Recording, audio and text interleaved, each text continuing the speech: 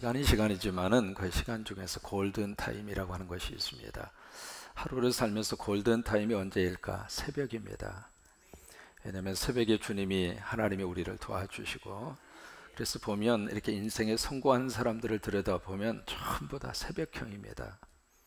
또 하나 영적인 사람은 거의 대부분 다 새벽을 일찍 깨운 사람들이었습니다. 성경에 기록이 된 하나님의 모든 사람들이 활동을 시작한 시간의 첫 출발이 새벽이었습니다. 그래서 이 바로 새벽이 우리 하루 인생의 골든 타임이에요. 여러분 새벽마다 하나님 꼭 만나셨으면 좋겠고, 새벽마다 은혜로 하루하루의 삶을 시작하시기를 바라고, 우리 학생들은, 자녀들은 새벽에 공부하면 훨씬 더 지혜롭습니다. 새벽에 공부하는 1시간이 밤에 저녁에 2시간이나 3시간 공부하는 것보다 훨씬 더 집중력이 더 강해요. 그런 것처럼 이 새벽이 바로 하루의 삶을 사는 골든 타임이다 라고 하는 것을 기억하시고, 새벽을 깨우는 하나님의 사람들이 됐으면 좋겠어요. 우리 지금 3년의 세월이 지나서 세월호가 드디어 무트로 육지로 올라왔습니다. 참 가슴 아픈 사건이죠. 근데 그것이 침몰이 되면서 바로 순식간에 바닷속으로 침몰한 게 아닙니다. 적어도 2시간 30분 정도 서서히 배가 침몰했잖아요. 사실 그 시간은 세월호에 있었던 그 친구들을 구조할 수 있는 골든 타임이었어요.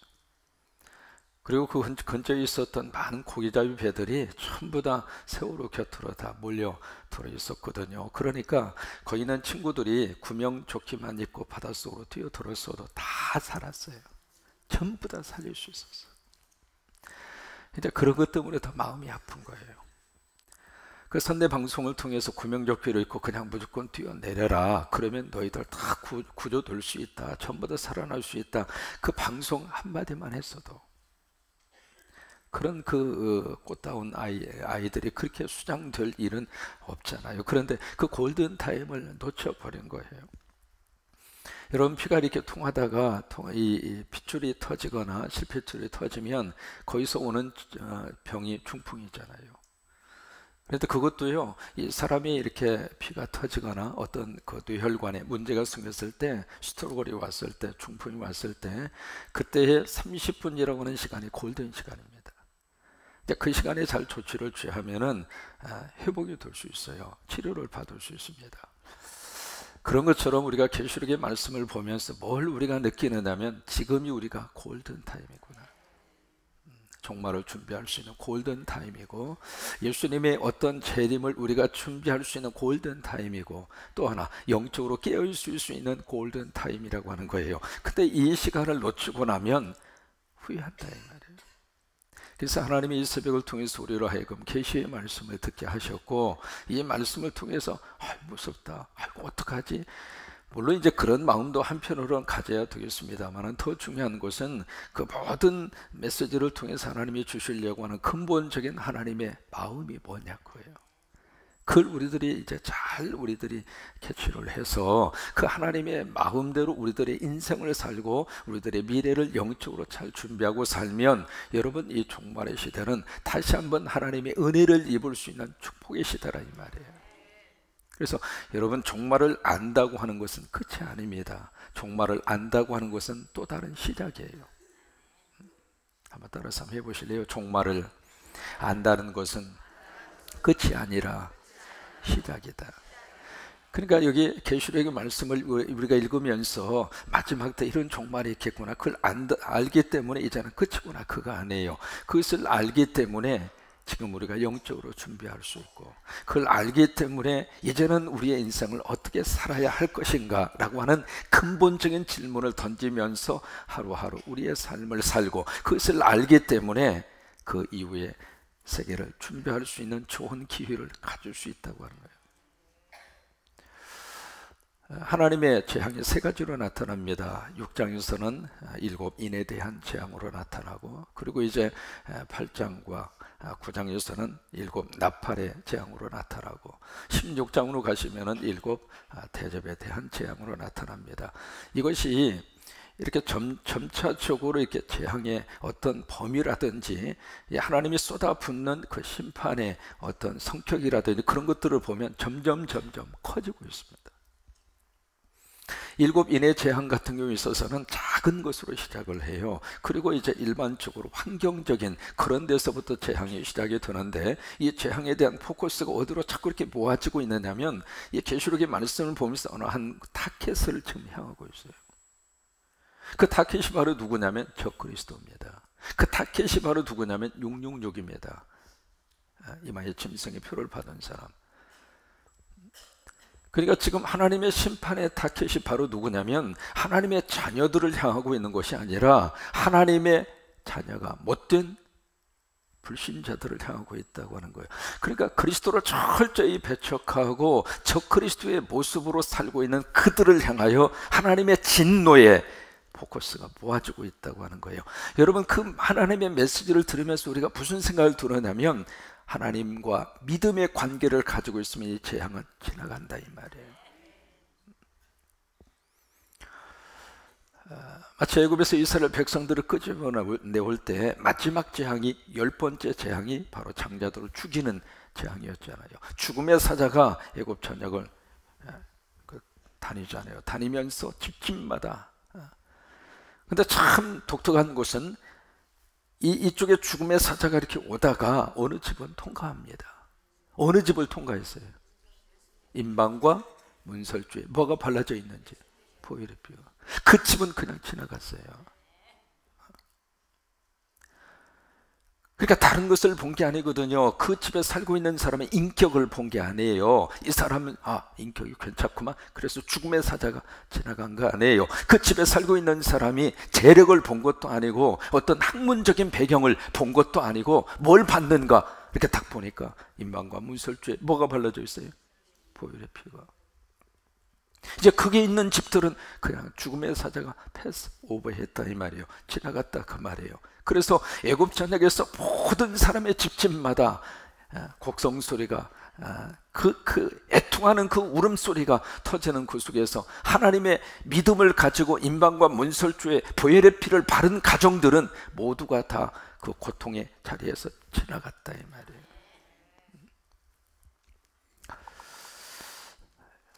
계시록을 보면서 참 마음속에 그런 생각이 듭니다. 여기서 이제 하나님이 말씀하시는 심판과 이 재앙이 사실 우리 성도들에게는 지나갔으면 좋겠다.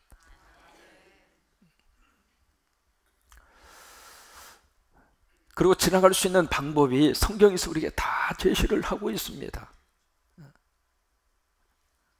요한복음 3장 17절로 19절의 말씀, 좀 긴 본문입니다만은 그래도 같이 한번 읽었으면 좋겠어요. 하나님이 그 아들을 세상에 보내신 것은 세상을 심판하려 하심이 아니요 그로 말미암아 세상이 구원을 받게.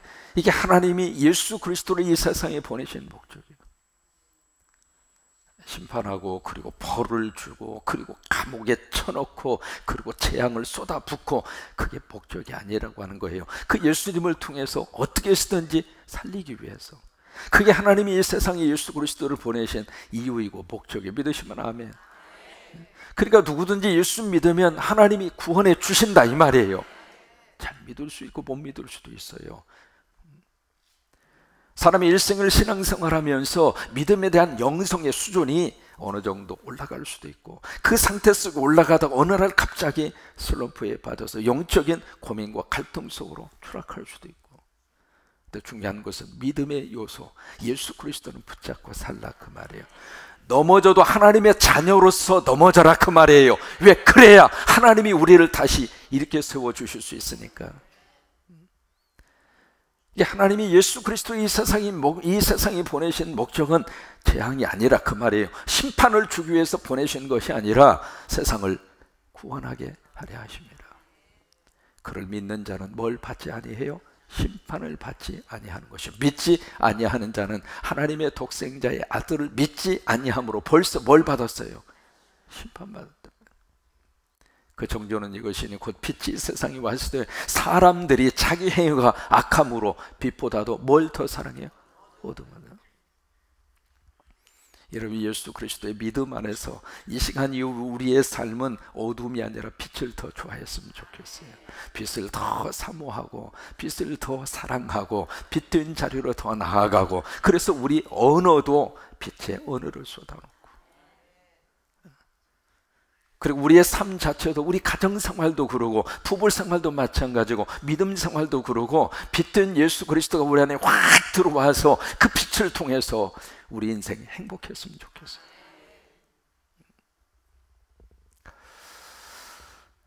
오늘 이 나팔 재앙하고 이 대접 재앙을 보면 아주 묘한 어떤 그 대비를 가지고 있습니다.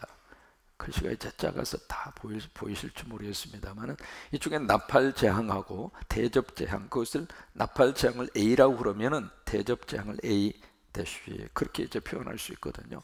근데 1번에서 7번까지 쭉 이렇게 참고적으로 한번 보셔요. 보시면은 나팔 재앙의 모습이 대접 재앙에서 그대로 이어져요. 이게 무엇을 말해주고 있느냐면, 시간적으로 시간차를 두고 7인, 그 다음에 7 나팔, 7 대접, 그런 식으로 시간적인 차이를 두고 이 재앙이 벌어짐과 동시에 또 하나, 이 세 가지의 재앙은 맞물려 있다 이 말이에요. 그러면서 나팔 재앙 같은 경우에 있어서는 3분의 1입니다. 그 재앙이 퍼지는 그 범위 자체가 3분의 1이거든요. 근데 이 대접 재앙 같은 경우에 있어서는 전면적으로 확산되는 거예요. 이제 그런 차이를 가지고 있습니다. 15장에서 8절에 보시면 하나님의 성전이 나타나잖아요. 그래서 그 성전에 연기가 가득 찼습니다. 그래서 누구도 그 성전에 들어갈 수가 없었잖아요. 그때 16장 1절에 보시면 같이 있습니다. 또 내가 들으니 성전에서 큰 음성이 나서 7 천사에게 말하되 너희는 가서 하나님의 진노의 7 대접을 땅에 쏟아라 하더라. 여기 보시면은 이 심판을 하는 주체가 누구냐면 사탄이 아닙니다. 사탄이 심판을 하고 사탄이 징계를 하고 사탄이 재앙을 주는 것이 아니라 누가 줘요? 하나님이 하십니다. 그래서 1절을 보시면은 하나님의 진노라고 하는 말이 그래서 나오는 거예요. 영어로는 가스레스라고 하는 말, 하나님의 진노. 이 주제처럼 참 다루기 힘든 주제가 없어요. 하나님의 진노라고 하는 이 주제. 설교자로서 이 하나님의 진노를 다루는 것처럼 마음이 그렇게 무거울 수가 없고요. 또 이 주제 그렇게 쉬운 주제도 아니고, 또 하나 이 하나님의 진노에 대한 주제가 그렇게 재미있는 주제도 아니고, 또 하나 이 하나님의 진노라고 하는 주제를 완벽하게 소화해서 설교할 수 있는 능력이 아직 저에게는 없어요. 그러니까 이 하나님의 진노라고 하는 주제는 복잡하게 이를 데가 없어요. 그런데 이 말씀을 가지고 묵상하면서 마음속에 어떤 마음이 드느냐면, 이렇게 하나님의 진노라고 하는 이 부분이 그리스도의 믿음 안에서 하나님의 사람들에게 아까 말씀드린 것처럼 그냥 지나갔으면 좋겠다. 그래서 우리가 예수 그리스도의 믿음 안에만 있으면, 주님을 믿는 믿음의 영성만 붙들고 살면, 그래서 아까 요한복음 3장에 있는 말씀대로 독생자 이 세상에 보내서 그를 믿는 자마다, 그렇잖아요. 믿는 자마다 멸망치 않고 영생을 얻게 하려 하심이니라. 믿는 자마다 멸망치 않고 영생을 얻게 하려 하심이니라. 바로 그거잖아요. 그래서 그 말씀대로 우리가 예수 그리스도의 믿음을 꼭 붙잡고, 때로는 하나님 앞에 미안할 정도로 내가 못 믿는 것 같아도, 하나님 앞에 제대로 헌신하지 못하는 것 같아도 괜찮아요. 왜요? 하나님은 우리 형편과 사정, 우리 믿음의 정도를 다 알고 계세요.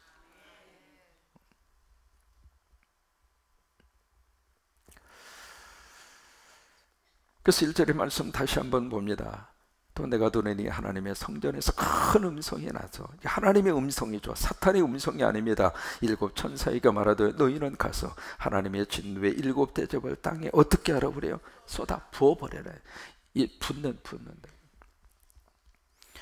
그러면서 2절에 첫 번째 천사가 와서 그 대접을 어디다가 쏟아 붓느냐면 땅에다가 쏟아 붓습니다.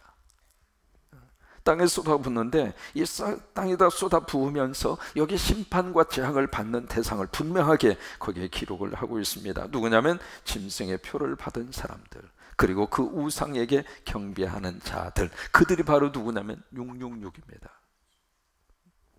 그러니까 여기에 이 첫 번째 대접의 이 재앙을 받는 대상은 모든 사람들이 아니라 특정한 어느 한 부류의 사람들에게 쏟아 놓고 있다, 그 말이에요. 그들이 바로 누구냐면 666.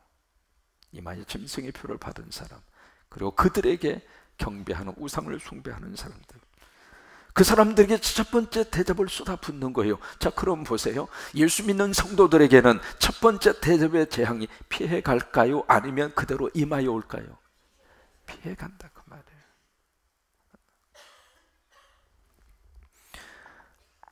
계시록의 말씀을 우리가 읽으면서 늘 우리가 자꾸 이렇게 불안적인 요소로, 아니면 두려움의 요소로 이렇게 끌고 가려고 하는 경향이 없지 않아 있습니다.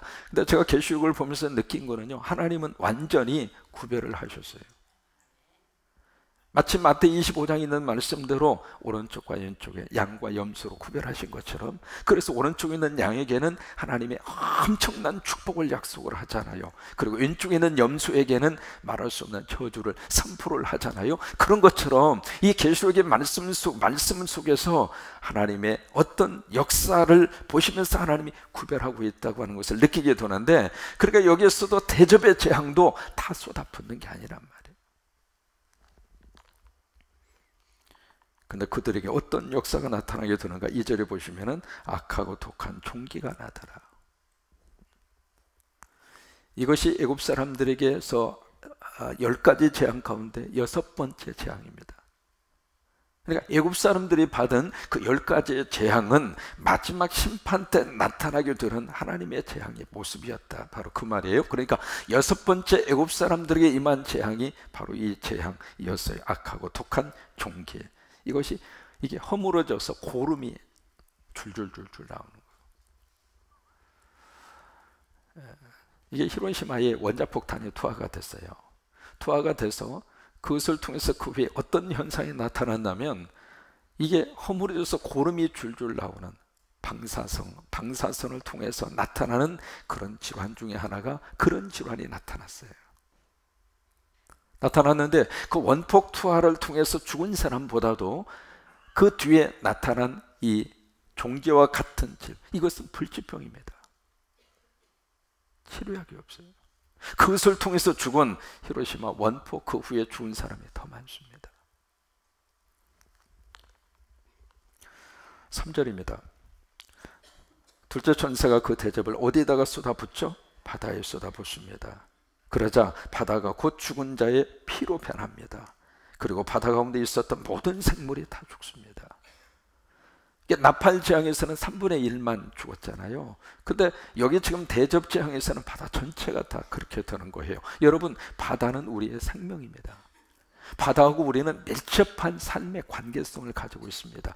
이게 바다의 수면이 조금이라도 오르잖아요. 그러면 지구의 기온에 영향을 그대로 미치는 거예요. 그러니까 바다가 죽는다는 이야기는 인류의 종말이 온다 그 말이에요. 그때 그것이 바로 두 번째 이 천사가 바다에 쏟아붓는 것을 통해서 바로 그런 역사가 나타나게 되고, 그 다음에 4절에 보세요. 셋째 천사가 그 대접을 어디에다가 쏟아붓죠? 강과 물 근원에 쏟아부음에, 그 강과 물 전체가 다 뭘로 변해요? 피로 변하는 거예요. 사람이 살면서 필요한 게 참 많은데 그 중에서 정말 절대적으로 생명 유지에 필요한 요소 중에 절대적인 요소가 있습니다. 그것이 바로 물입니다. 사람이 음식을 안 먹어도 40일은 견딥니다. 그래서 40일 금식 기도를 할 수 있는 거예요. 어떤 분은요, 주님은 40일 하셨으니까 나는 이틀 더 해야지. 그래서 42일 하다가 가버렸어. 왜 또 거의 다 예수님하고 비교해서 꼭 그렇게 했나 모르겠어요. 근데 밥을 안 먹어도 사람은 이게요, 40일은 견딜 수 있어요.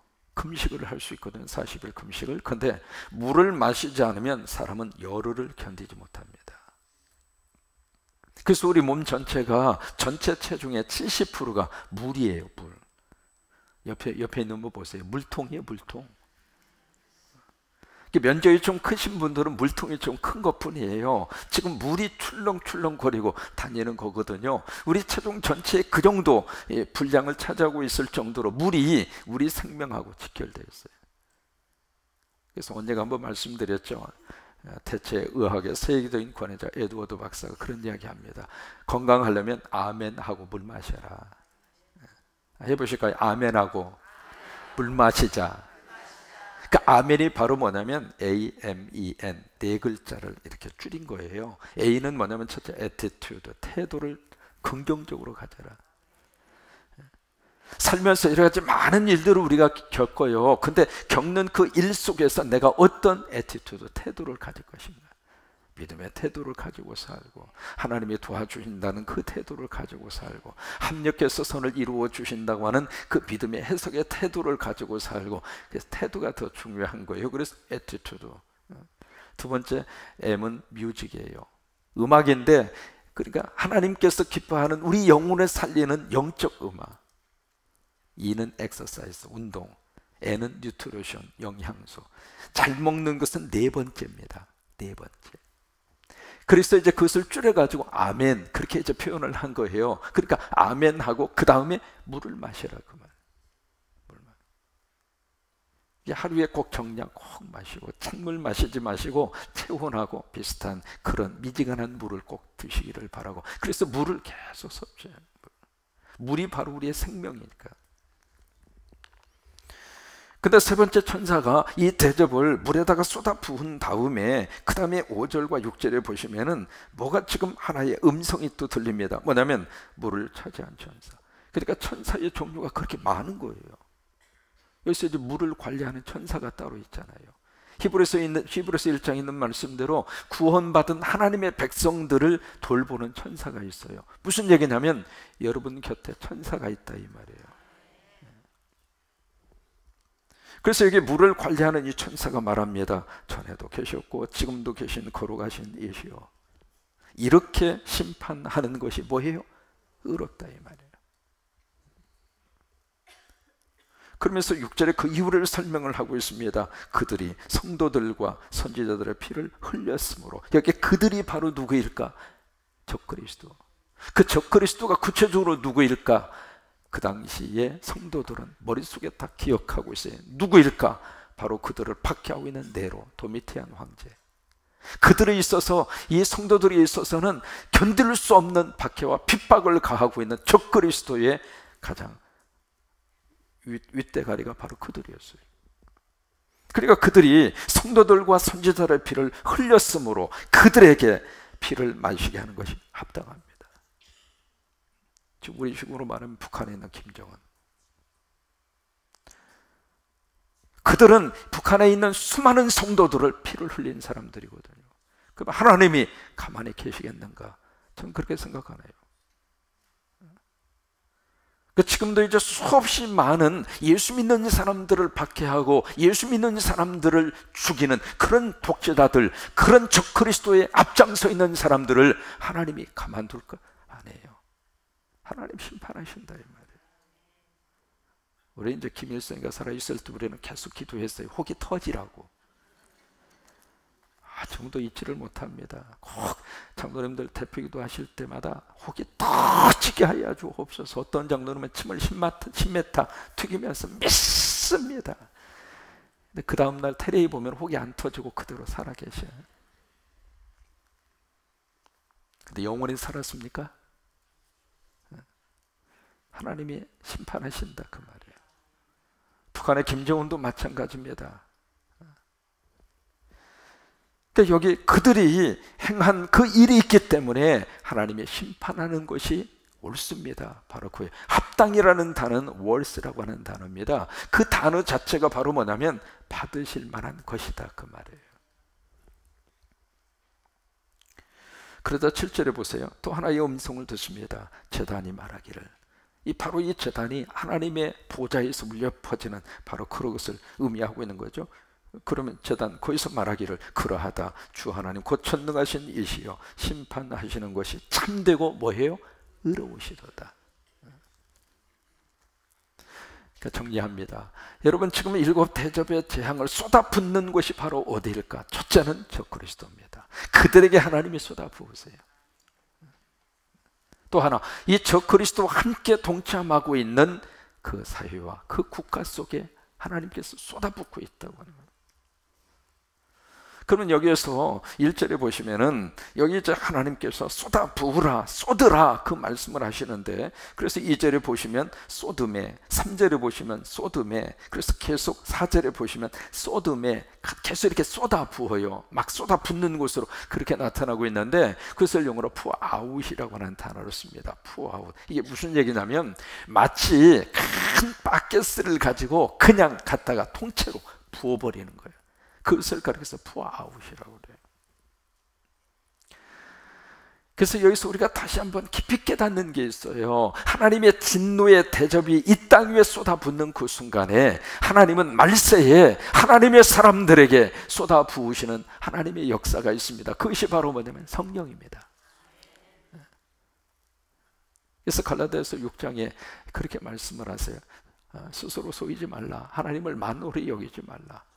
사람이 무엇을 심든지 그대로 거두게 될 것이다.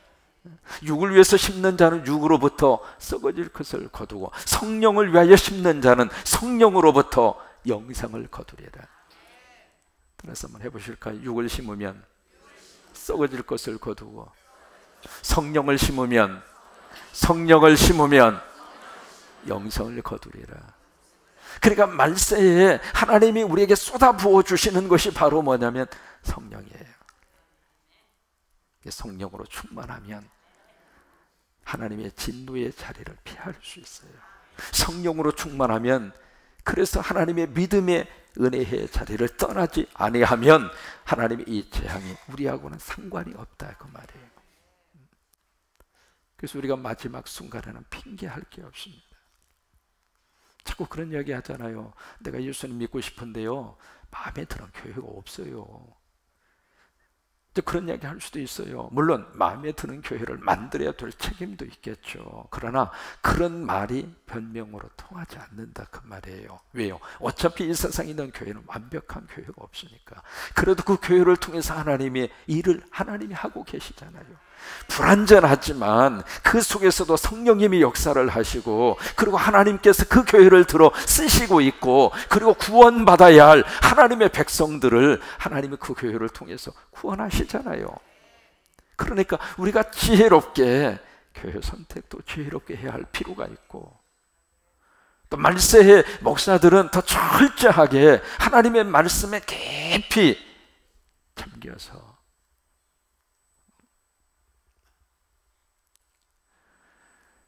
그러니까 마지막 때 하나님이 부어주시려고 하는 성령의 은혜가 쏟아부어져서 성령의 능력으로 우리가 하루하루 살고, 성령의 은혜로 우리가, 우리 친구 학생들은 공부하고, 성령의 은혜로 사업도 하고, 성령의 역사하심으로 우리가 교회도 잘 섬기고, 성령의 능력으로 부부생활도 하시고, 성령의 능력으로 미래의 앞길도, 또 하나님의 축복을 받아서 건강하시고, 성령의 능력으로 이 세상의 빛의 역할도 감당하고, 그렇게 되시기를 주의 이름으로 축원합니다. 그래서 마지막 때일수록 하나님은 성령을 부어주셔요. 그 은혜가 여러분 속에 충만하시기를 주의 이름으로 축원합니다. 이 하나님의 진노의 그 모습을 보면서, 아, 내가 더 성령으로 충만해야 되겠구나. 그래요. 그러면 됩니다. 그러면 하나님께서 이 진노의 그 자리에서 우리를 벗어나게 하실 것이고, 그리고 더 큰 성령의 거룩한 역사와 능력으로 우리의 인생을 하나님께서 꼭 붙들어 주시게 될 줄로 믿습니다. 네, 이 새벽에 우리 성령의 역사를 사모하면서 같이 한번 결단하면서 찬양했으면 좋겠어요.